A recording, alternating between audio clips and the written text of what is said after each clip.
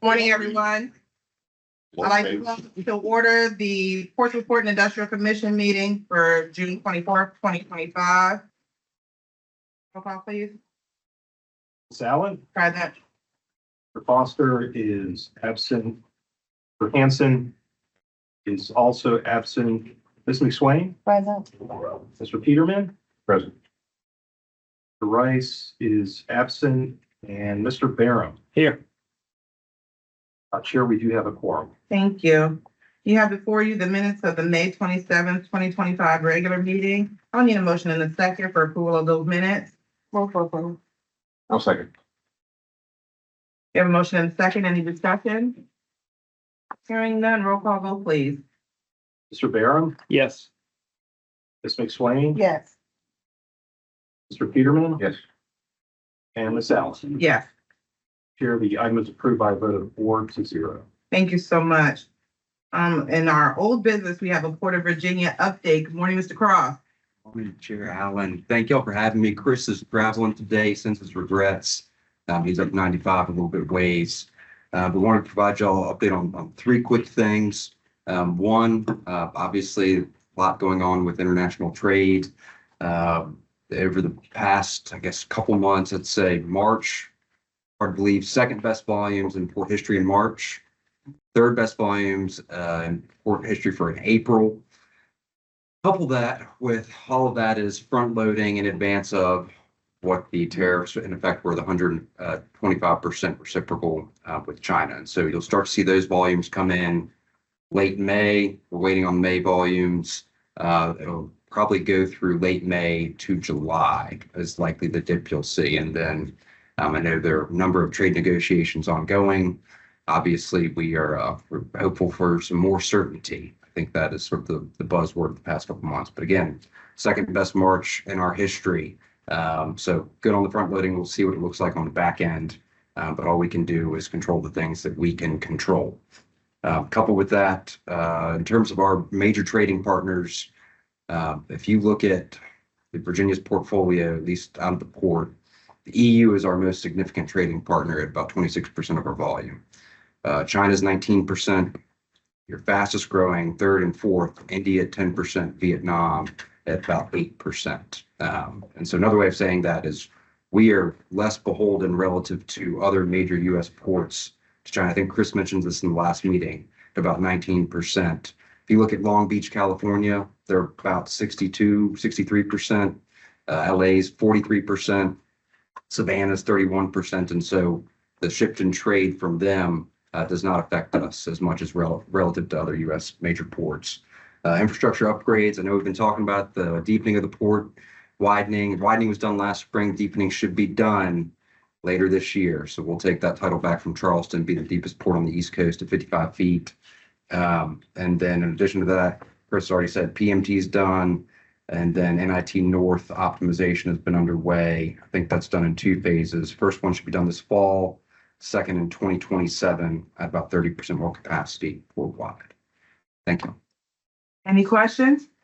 I see the laydown at the PMT there of all the windmill or offshore wind projects. Are you guys reaching capacity there, or is it still got lots of room? I believe, I want to say it was the nacelles that started coming in this week. I can't give you, I don't know, but I believe we're past the halfway point in terms of loading out the monopiles for the phase one of it. But I don't know in terms of capacity. I do know it's been organized very well and it's planned out in order for Dominion to meet what their CVAL goals are. Yeah, just looking at those blades, they take up half the place. You know, Yeah, no, very large components. I think the average tonnage of one of those monopiles is approximately 1,600 tons. I mean, they are massive. Any other questions? Thank you so much. Thank you, Chair. I'd like to recognize our city manager. Good morning, Mr. Carter. Good morning. Good morning. Our next item is our city council PPIC joint meeting. Brian? Thank you, Chair. This is really just kind of a reminder recap for the upcoming July 7th joint meeting with the City Council. We do have Mr. Carter here, our city manager, but also Councilman Bugle. Of course, our liaison. I'd like to afford them the opportunity to maybe give you a little bit of a background on why we are having this retreat and perhaps what City Council's looking to receive at the meeting, in addition to some of your agenda items, if you'd like to, for them the opportunity. Gentlemen, I do. Good morning. One of the things that I'm trying to make sure that we do as a council and manager is meet with those groups that matter to our city. There's several groups, and this is one of them, that have a real hand in how our city is configured and how our economic development moves forward. So we want to have an opportunity to have a chance to talk to those groups so that we can start aligning some vision as to where we're going, how we're going to get there. It's great to have different groups around our city that's doing things on behalf of the city, but it's more important to have some alignment with what you guys are doing and what we're doing, so that at the end of the day, we have a choreographed process and a plan that moves forward, move both of us forward. So that's the reason for this particular meeting. What we want to do, though, is make sure that we have some open dialogue about what your specific goals are. I'll ask my council to do the same thing about what their goals are that affect you, so that at the end of that meeting, maybe we have some cohesion as to, who you are, what you're doing, who they are, what they're doing, so that future conversations make sense to us. I would only add that if there are things that you need from city council, that's your opportunity to put those on the table. So, yeah, alignment is really the key, but also understanding if you all have things that we can do for you to help you get your jobs done. thank you. Any questions, commissioners? Comments? Thank Please you. use that opportunity, though. Don't, like sometimes you go to the doctor and your leg is hurting, but you're talking about everything but your leg that's hurting. So when you leave the doctor, your leg is still hurting. Please don't do that for this particular meeting. Let's get those things out that we need to talk about so that we can actually deal with those issues. Understood. But we do appreciate the door is always open. Yes, absolutely. Thank you. Do you want to touch on the agenda items that you identified? Sure. We do have a slide. So the chair and vice chair and I met yesterday to identify some of the agenda topics for the July 7th meeting, which you'll see here on the overhead. We've got about 6 items to cover, and chair, vice chair, if you'd like to kind of walk through those and just let everybody know your thoughts. Well, for number one, our recent project review, we wanted to make you aware of where we are with our current projects that are currently on the table. When it comes to our grant program, we want to make sure we give you a historic overview of our grant program, what we have done, what we look to do in the future. For number 3, our development site briefing, where we are, those 2 properties are currently under contract. So discussing where we are in those processes. We know that there are discussions for American Cruise Line to bring an additional ship to dock on our dock. So we want to make sure that we're in discussion with that. Vice Chair, you want to touch on the Norfolk Naval Shipyard Southgate Annex? Well, this is a project that's been going on for 5 years now with the shipyard, but with their, with all the money they've been given and all their development authorities, they kind of put it on hold just because they don't know what they want to be when they grow up yet. So, that whether that excess land is going to be given or donated or not, isn't known yet. But, it's one of those things we need city council when they do their, mayor to shipyard commander meetings and whatever. It needs to be a subject that we continue to bring up, and hopefully within the next 6 months, we'll have some sort of timeline as to what the shipyard is thinking is what's excess and what's not. So that's kind of what we're thinking. And this list wasn't meant to be totally exclusive, because we value any comments that you have that we want to be adding to this list. Because we're all members, and it's one of those things that, please, if you have something to add, let's think about it. And then making sure that we have representation at the Port Authority for those meetings. Although we would just be we would not be participants, we'd be spectators, but having a presence there, we feel is beneficial. For both of you gentlemen, is there something that you'd like us to bring to the table for our meeting that we need to include And what kind of time frame do we have? The meeting starts at 5:30 on Monday. Are there other groups or, This is the only thing on the agenda is this meeting. okay, So we have the opportunity to have whatever discussions we need. We're not pressed for time because we're trying to get in something else. It's just a matter of whatever conversations come up for this meeting when it's over is over. prepare for that meeting? And I reserve the right to come back. with Absolutely, the that door is always before open. that. Okay, thank you. Thank you. So kind of following up on the earlier conversation, asking for what you need. So the American Cruise Line discussion is a good example. Mhm. There are things that we need to do to our waterfront to accommodate the American Cruise Line collaboration that y'all are talking about. Putting those things on the table with city council, make sure council is aware that status quo is going to create some issues. And we need, as we're working through the waterfront development business, to take a look at some specific things that you all are aware of that the rest of city council won't necessarily be aware of, and putting those on the table is a good example of, don't walk in with a sore knee and walk out with a sore knee and haven't asked them to get help for your sore knee. That's under the American Cruise Lines. Yes, ma'am. And that's an example, but Absolutely. Anything else, gentlemen?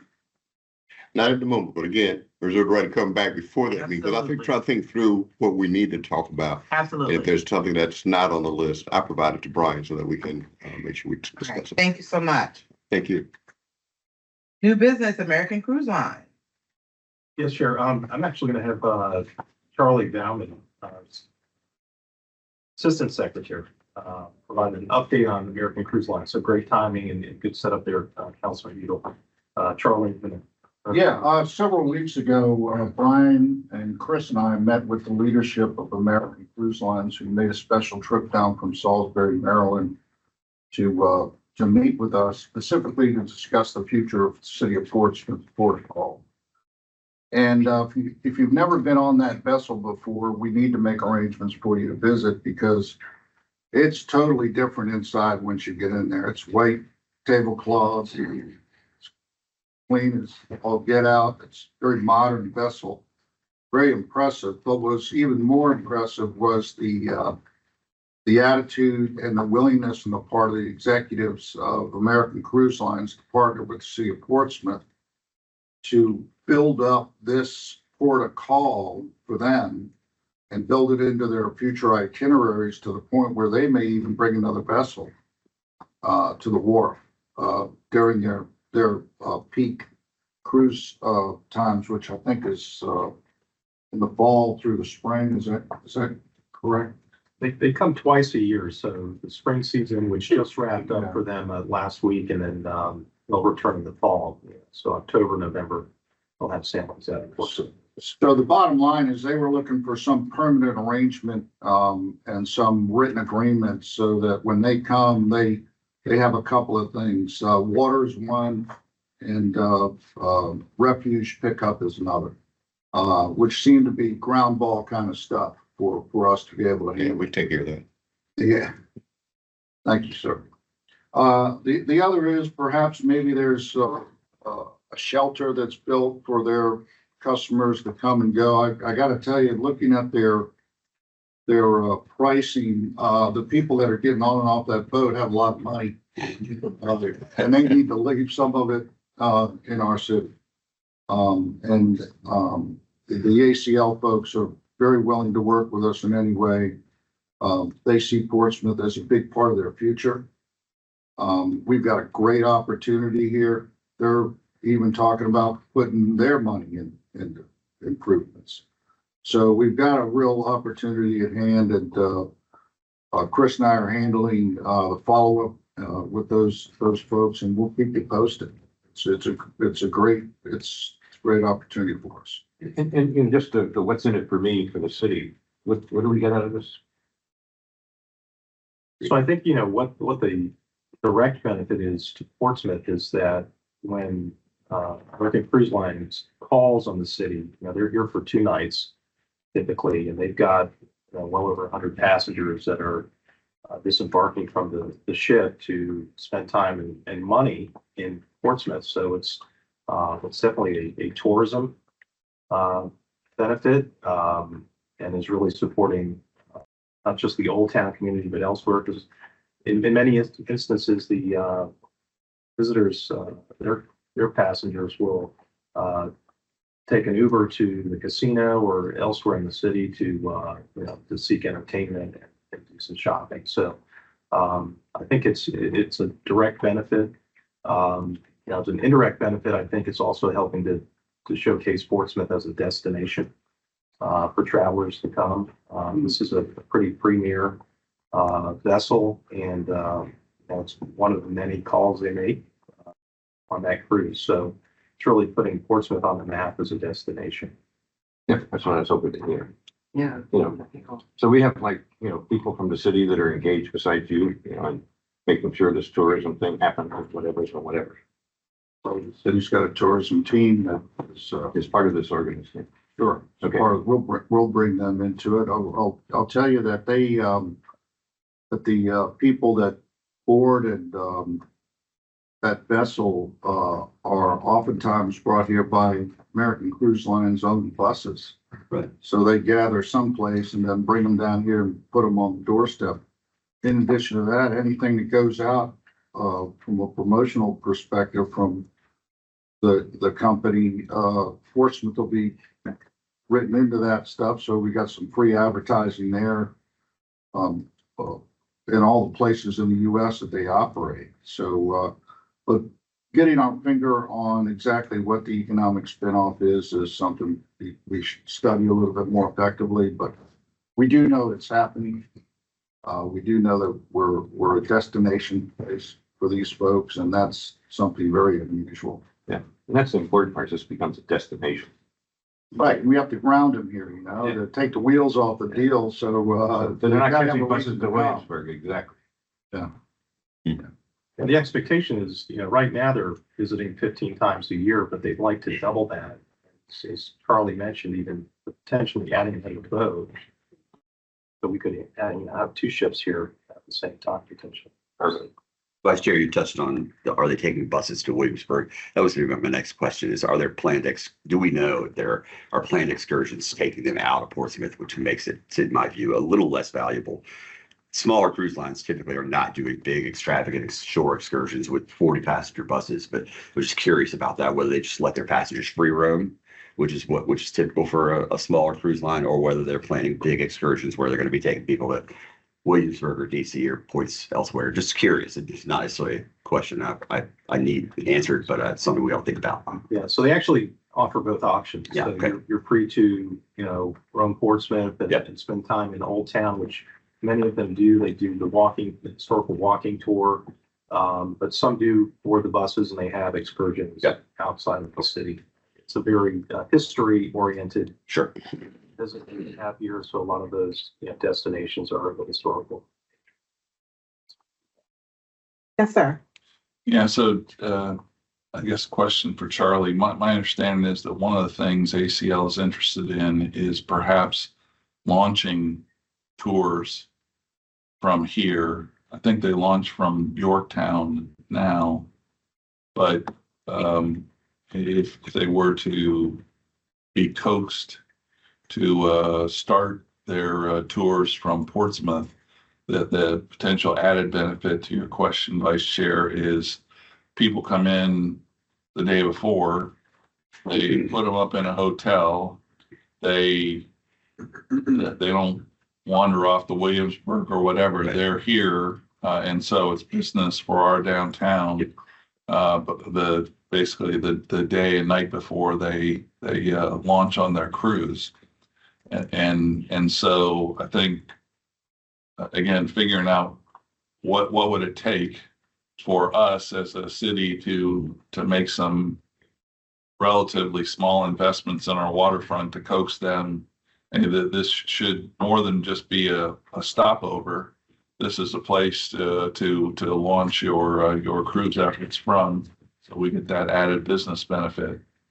And then to Charlie's point about, so I happened to be down here for another thing when the ship was in, a few weeks back.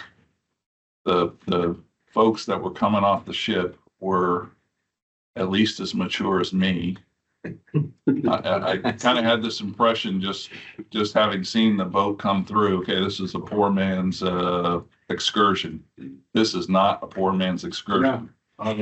So they're the prices that they collect to go on these trips is not poor man's by any stretch. And so there's disposable income that's coming and going off that ship. And so it's an opportunity for us, particularly as we work on our Main Street effort to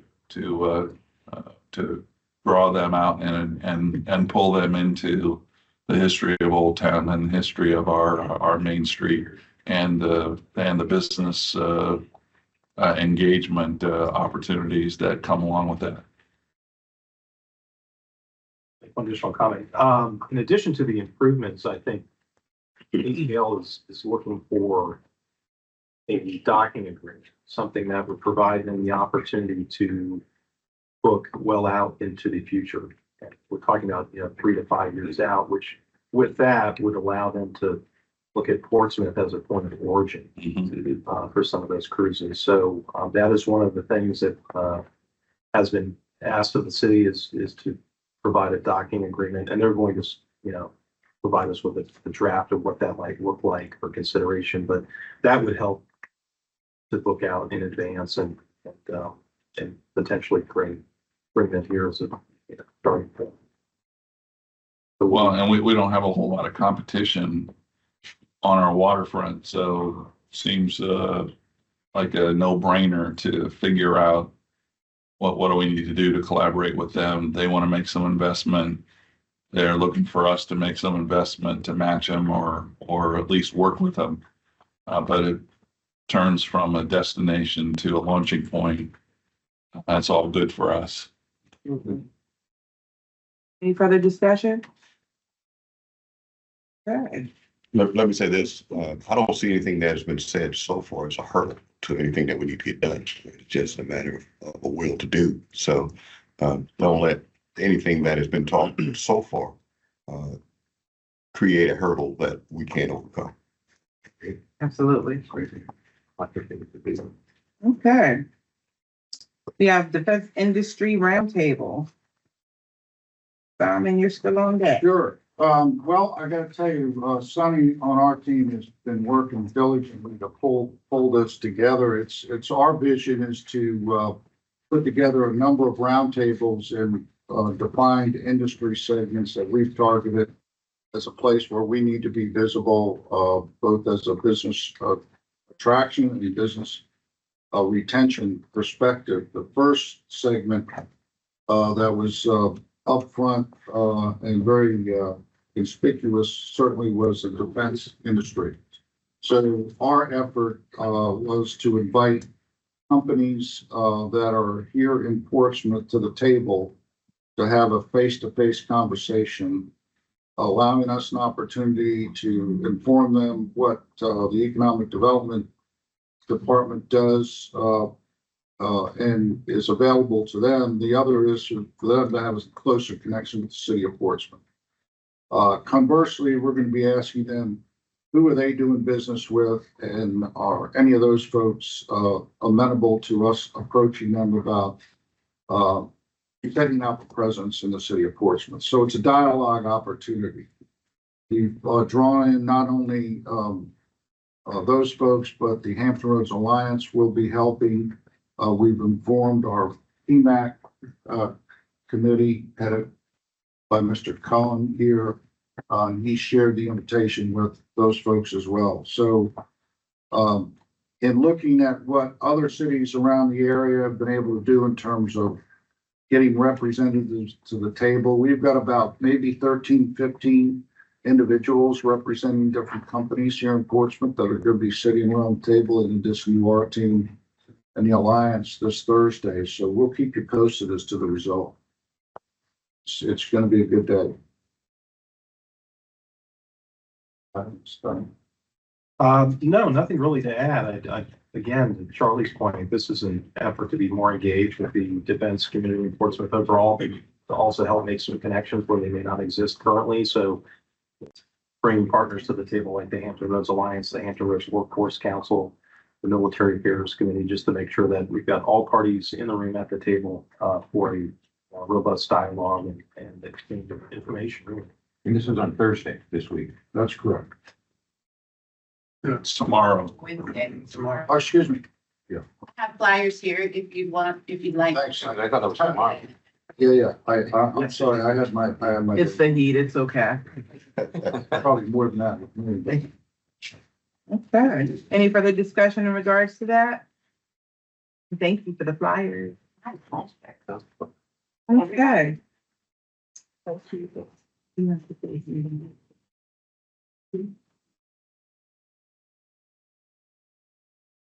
Yeah, the closed one, Vice Chair. You know, the activity.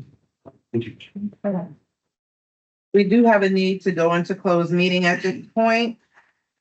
Vice Chair, would you read the motion, please? I move to go into a closed meeting pursuant to Virginia Code subsection 2.2-3711 A.3 for the purpose of discussing the disposition of real property where discussion in an open meeting would adversely affect the bargaining position or negotiating strategy of the public body, specifically regarding 39 of 20 and 39 of 30 Burton's Point Road and 06th Street and 1603 7th Street. There's a motion, is there a second? I'll second. Have a motion and a second, any discussion? Any no discussion, roll call vote, please. Mr. Barron? Yes. Mr. Hanson? Yes. Ms. McSwain? Yes. Mr. Peterman? Yes. And Ms. Allen? Yeah, thank you. That was pretty live, vote of 5-0. I move that each commissioner certify that to the best of his or her knowledge, one, only public business matters lawfully exempted from the open meeting requirements under the Virginia Freedom of Information Act, and two, only such public business matters as were identified in the motion by which the closed meeting was convened were heard, discussed, or considered in the closed meeting just concluded. We have a motion and a second, roll call vote, please. Mr. Barron? Yes. Mr. Hanson? Yes. Ms. McSwain? Yeah. Mr. Peterman? Yes. And Ms. Allen? Yeah, For the end, decreed by a vote of 5-0. Now open meeting. items submitted by commissioners, there's still time to get information in if you'd like to have something added for the agenda for the joint meeting for next week. Please make sure you get that information to us ASAP. Are there any items submitted by commissioners? I have none. Do we need to, because Benjamin Foster volunteered to be our liaison with the port of Virginia for those meetings. Do we need to officially designate him or anything? I think it'd be appropriate that we email out to make sure that anybody else wants that opportunity or to be a alternate, that we have that back before we make that determination. So I'd like to, can we send out an email to Commissioner? We can, absolutely. Thank So you. we will do that, and we will also do the last two meeting dates for the calendar year, which just for your knowledge are going to occur on July 29th and October 28th. And that is at the Port of Virginia's main office, headquarters of the World Trade Center in Norfolk at 9 a.m. on those dates. Thank you. Report backs. Chair, we have no report backs today. Thank you so much. Okay, we have gone through our agenda. Everyone have a cool and blessed day. We are now adjourned.